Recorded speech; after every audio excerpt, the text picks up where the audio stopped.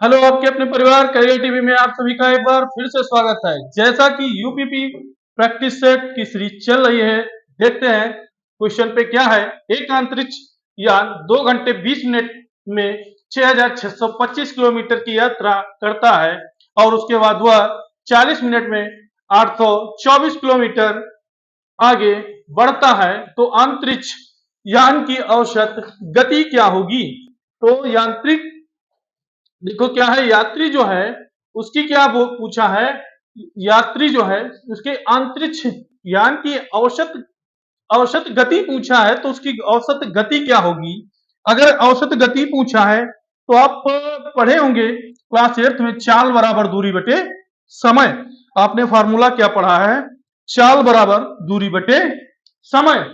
तो चाल बराबर दूरी बटे समय आप लोगों को पता होगा। तो क्या कर लेते हैं, पहले जितनी चाल है उसे टोटल कर लेते हैं और जो डिस्टेंस है उसे क्या कर लेते हैं, जो कुल समय है समय को एक साथ कैलकुलेट कर लेंगे, चाल को एक साथ कैलकुलेट कर लेंगे ना।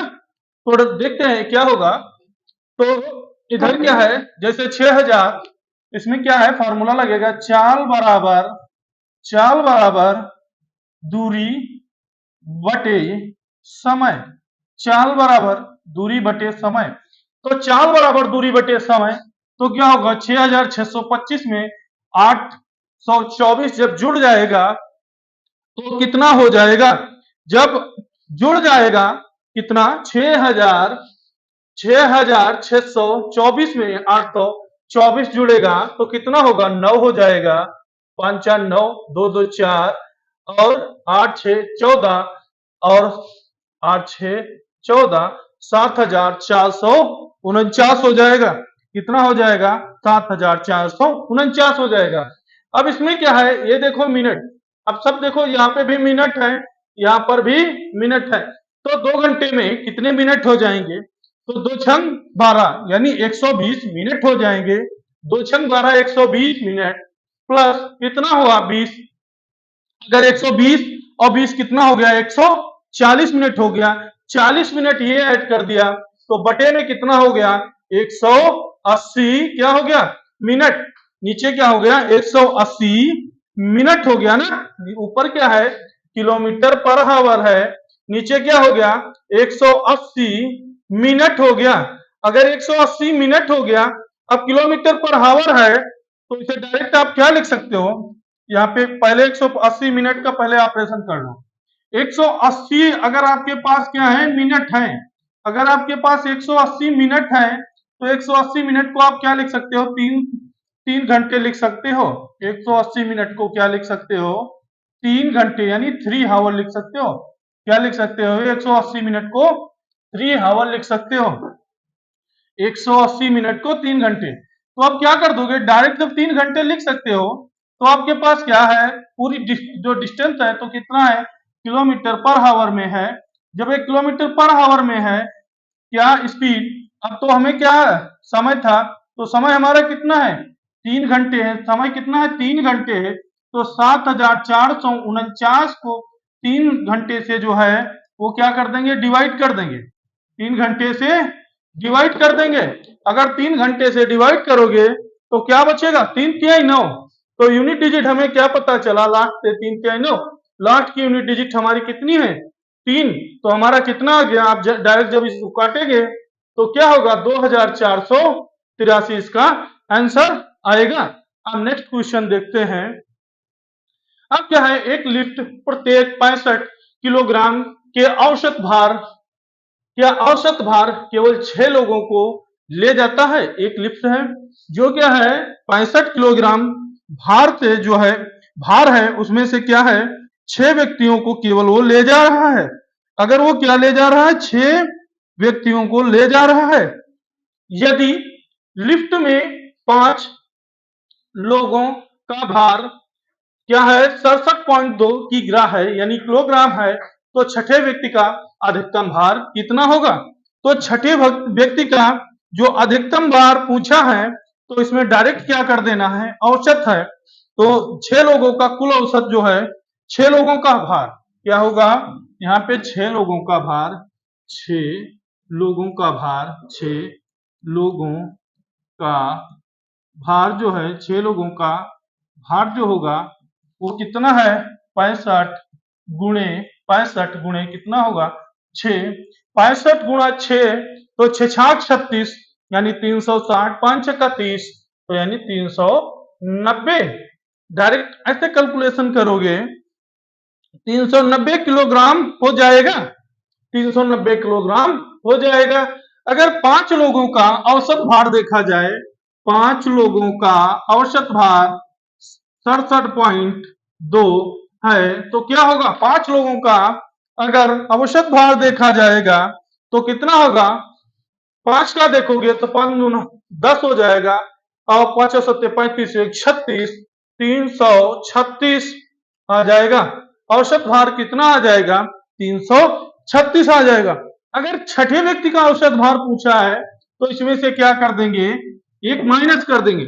अगर माइनस कर देंगे तो एक लोग का क्या होगा, एक व्यक्ति का जो होगा, एक व्यक्ति का भार हो जाएगा, जो एक व्यक्ति यानी छठा जो व्यक्ति है, छठा व्यक्ति जो बढ़ा था उस व्यक्ति का क्या है, एक व्यक्ति जो है का भार, अगर एक व्यक्ति का भार तो यानी वो कौन सा छठवां व्यक्ति है, माइनस करोगे तो क्या होगा, अगर माइनस करेंगे 390 से 336 अगर माइनस करेंगे तो डायरेक्ट क्या है, यहां से देखो 40 से अगर 90 तो यानी 50, इधर कितना बचा 4 तो यानी 54, 54 की ग्राम यानी 54 केजी, तो कितना बचेगा, वो 54 किलोग्राम भार ले जा सकता है। वो कितना ले जा सकता है भार, 54 किलोग्राम भार ले जा सकता है। समझ आया ना, आज थोड़ा लाउडली हो रहा है ना, अच्छे से समझो, प्यार से इसी तरह से समझोगे ना तो मजा आता रहेगा यार। करते रहो, बिंदास होके करो, पढ़ाई बिंदास होके की जाती है ना।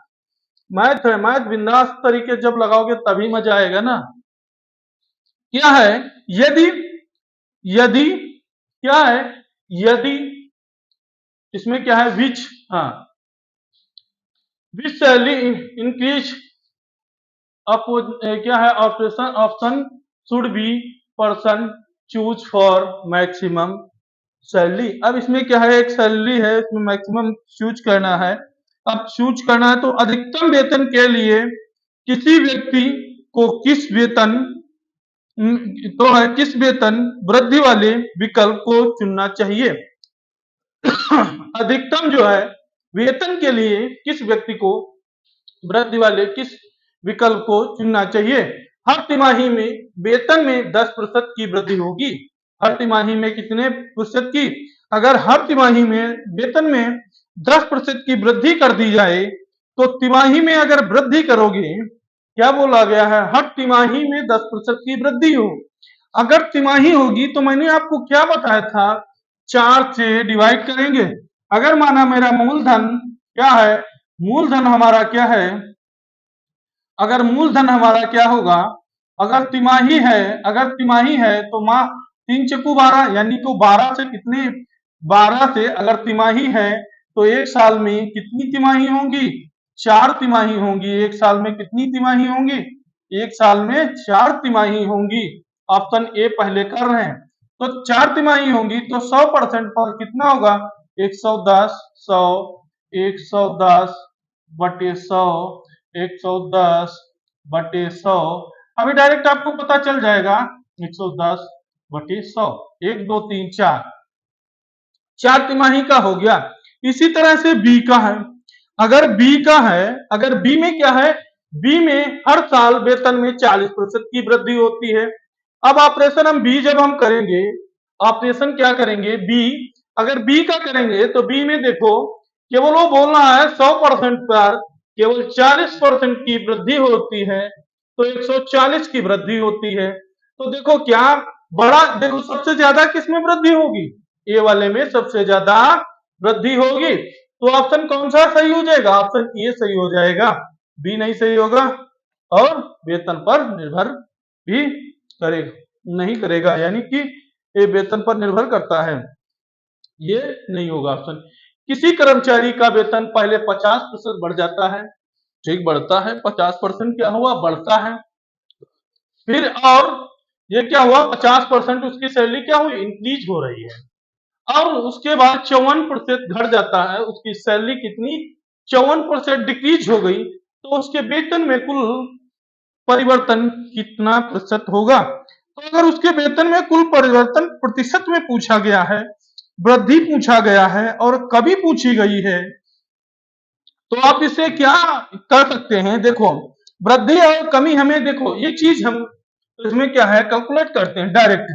अगर हम इसे मेथड से किससे करते हैं, अगर एक मेथड और भी है इसमें करने के लिए, वो क्या है, अगर हम क्या है 54% की है, 54% की क्या है वृद्धि, अगर 54 का है तो इसमें क्या कर सकते हैं, वृद्धि और घाटा वाला जो मामला फंसता है, तो वृद्धि और घाटे का जब मामला फंसेगा तो एक पहले हम बेसिक फॉर्मेट से करते हैं, क्या है 100% पर निकालते हैं, 100% पे 50%, 50 की वृद्धि होगी तो कितना होगा 150 हो जाएगा। अगर कमी हो जाएगी 54, 100 से 54 गए जाएगा तो 46 बच जाएगा, तो डायरेक्ट काटोगे, फिर जीरो जीरो कट जाएगा, इधर कट जाएगा, तो डायरेक्ट 69 बचेगा। कितना बचेगा 69%, 69% कितना बच जाएगा, सॉरी 96, कितना बचेगा 69% बच जाएगा, तो इसमें कितना बच जाएगा 69%। तो कुल वृद्धि कितनी होगी, अगर 69% की होगी, 69% क्या है बचा, 69% पर चीज जो थी वो बिकी, तो इसमें क्या है वृद्धि, अगर कमी निकालना होगा, अगर हमें क्या निकालनी है, क्या निकालनी है, वेतन में कुल प्रतिशत, अगर घटा हुआ प्रतिशत जब निकालना है तो कुल प्रतिशत यानी 100% जब था, तो 100% में से 69% माइनस कर देंगे तो 31% की क्या आ जाएगी, कमी आ जाएगी। कितना डिक्रीज होगा, 31% आपका डिक्रीज हो जाएगा। कितना डिक्रीज होगा, 31% आपका डिक्रीज हो जाएगा। या तो एक और दूसरा फॉर्मेट है, उससे भी आप कर सकते हो, ये सवाल ना करो, उससे बहुत आपने सवाल बनाए भी होंगे। जैसे 50% आपने लिखा, 50% आपने लिखा, 50 को क्या लिख सकते हैं 1/2 लिख सकते हैं।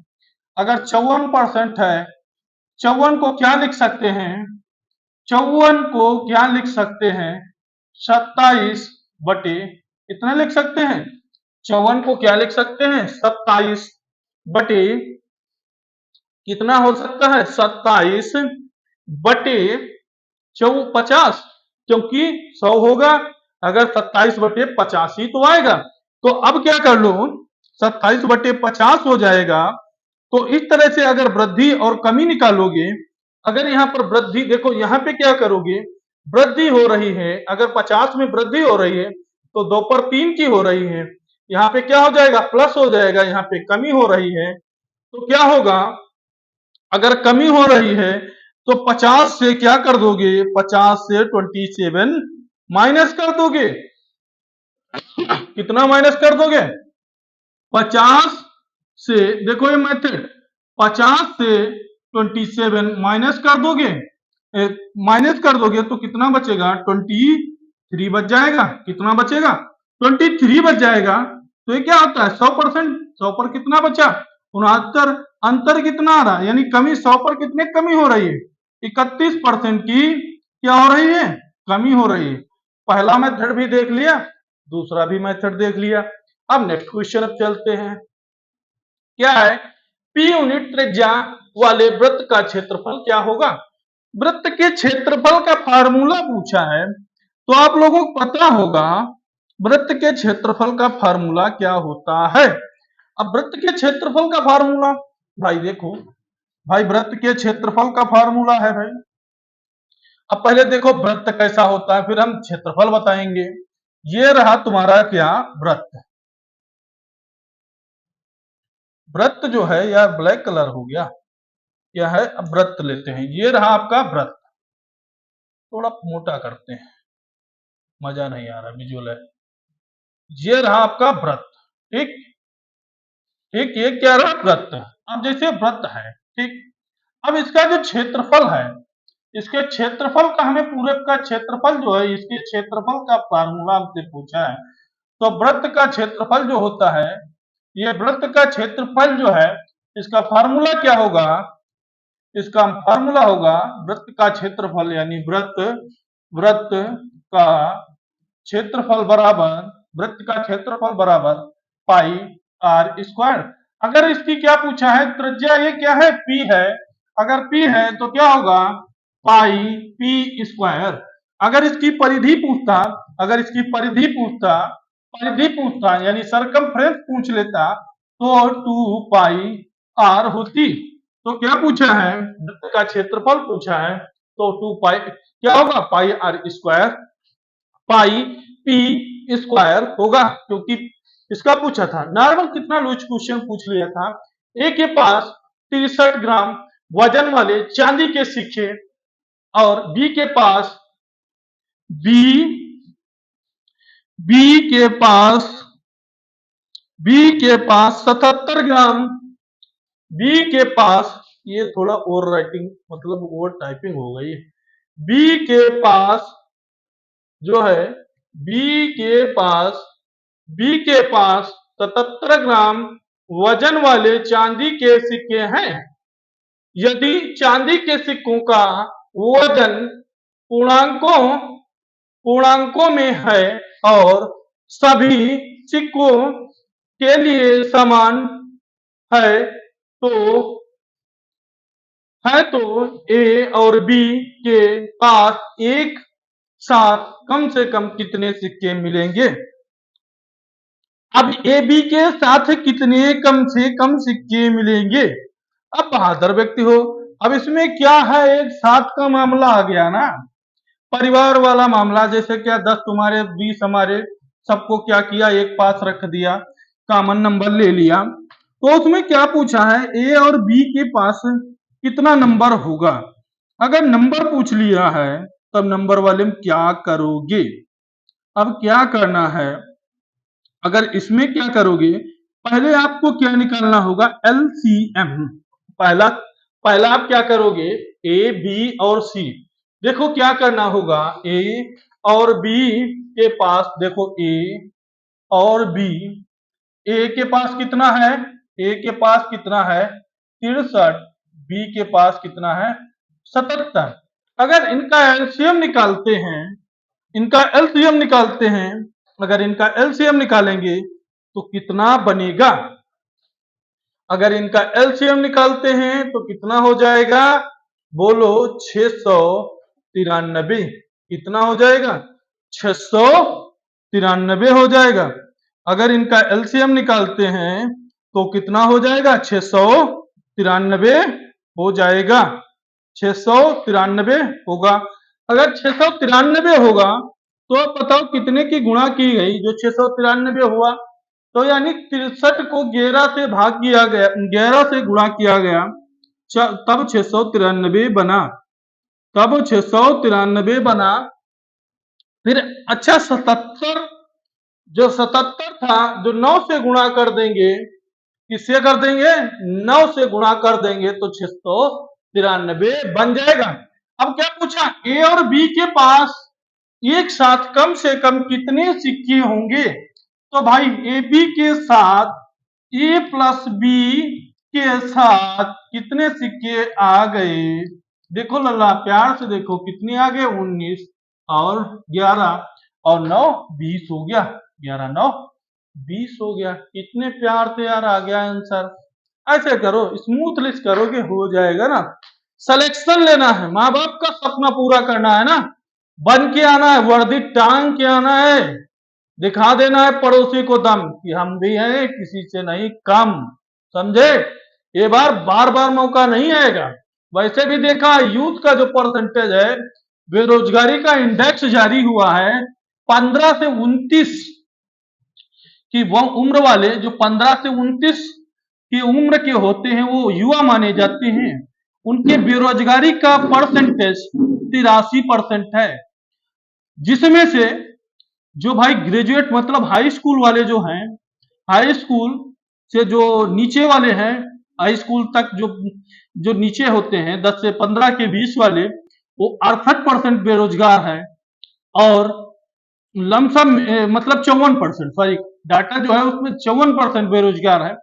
और सेकेंडरी वाले जो मतलब इंटर के प्लस हैं, वो लमसम 88%, नहीं 68% बेरोजगार है, सॉरी 68.7% बेरोजगार है। तो ये समझ लो बेरोजगारी बहुत है। आप लोगों को मौका मिला है तो इसमें दम खम लगा के निकाल देना है। ठीक, अब आगे देखो, आगे करते हैं क्वेश्चन। क्या है, इनमें से कौन सी मिश्रित संख्या है?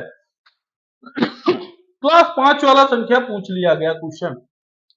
अगर जैसे कोई संख्या 2/3/8 में दे रखी है तो ये क्या संख्या होती है? मिश्रित संख्या होती है। तो ये संख्या केवल देखो, ये क्या है? ये मिश्रित संख्या है। ये क्या है? ये संख्या क्या है? एक परिमेय संख्या या अपरिमेय संख्या होंगी। ये क्या होंगी? एक परिमेय होंगी, ये अपरिमेय संख्या होंगी। अब आगे देखते हैं। हाँ, अब इसका देखो, इसका आंसर बताओ। बढ़िया मजेदार क्वेश्चन है। दिए गए व्यंजकों का मान कितना होगा? अब इसमें कितना मान होगा लल्ला बताइएगा। ऑप्शन फटाफट देखो, आंसर धमाधम उड़ा के दे दो। कितना होगा लल्ला? बोलो, किस किस का आ गया? आ गया आप लोगों का आंसर? नहीं आया तो हम कराते हैं, अगर नहीं आया तो हम कराते हैं। देखो क्या है, 3 की पावर 3 बटे 1/2, फिर क्या होगा 1/3, फिर क्या हो गया 1/5। हो गया ना? 3 पावर 3 1/3 1/5। अब सबका कर लो क्या? मल्टीपल। क्या कर लोगे? मल्टीपल। तो ये क्या हो जाएगा? अगर सबका मल्टीपल करोगे तो कितना होगा? देखो इस वाले का पूरा कर लो तो कितना होगा? 5 से 15 दूनी 30। 3 की पावर कितना बच जाएगा? 30। 3 की पावर ये कितना हो जाएगा? 3 की पावर बाहर वाला जो मामला रहेगा, 3 की पावर कितना रहेगा? 30। अब क्या होगा? अब इसका होगा मल्टीपल। ये गड़बड़ न कर देना, सबका एक ही साथ में कर दोगे तो मामला फंस जाएगा, गलतियां कर दोगे। क्या होगा? 3 की पावर 3, 3 की पावर 3/30, तो इसे लिख सकते हैं हम 1/10। 3 की पावर 1/10 ऑप्शन हमारा सी राइट हो गया ना। मजा आया ना क्वेश्चन में? ऐसे ही मिलेंगे परीक्षा में, घुमा देंगे दिमाग चिकर गिनने की तरह, घूमते रहोगे टहलते रहोगे। अब क्या है, के किस मान के लिए समीकरण की प्रणाली 2x + 3y = 5 और 4x + ky = 10 में असीम रूप से कोई समाधान है? भाई असीम रूप से इसका कोई समाधान है।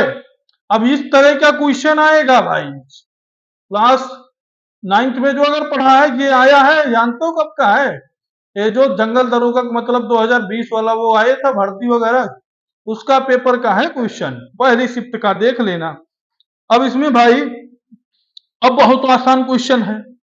इन क्वेश्चनों में क्या कुछ नहीं करना होता है, ज्यादा बड़ी बड़ी इसमें नहीं करनी है। ज्यादा बड़ा बड़ा करोगे तब बहुत समस्या में फंस जाओगे।